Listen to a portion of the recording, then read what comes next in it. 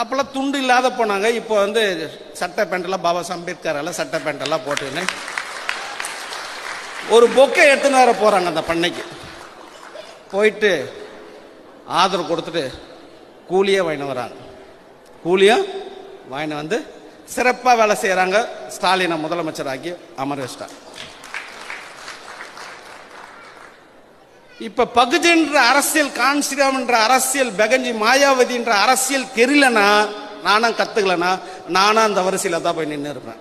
நானும் அந்த வரிசையில நானும் சட்டை பேண்டை எடுத்துக்கின்னு பெரிய பொக்கை எடுத்துக்கின்னு நானும் போய் அந்த வரிசையில நின்று போய் கொடுத்துட்டு முதலமைச்சர் ஆக்குறேன்னு சொல்லிட்டு வேலை செய்யறதுக்கு வந்து வேலை செஞ்சிருப்பேன். ஊர் ஊராக வந்து வேலை செஞ்சிருப்பேன். கிராம கிராமமாக போய் பிரச்சாரம் பண்ணியிருப்பேன்.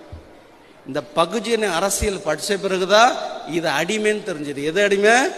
இந்த திமுக பண்ணையில போய் நம்ம நிக்கிறது அடிமை. ராயப்பட்டில் இருக்கிற பண்ணையில போய் நிக்கிறது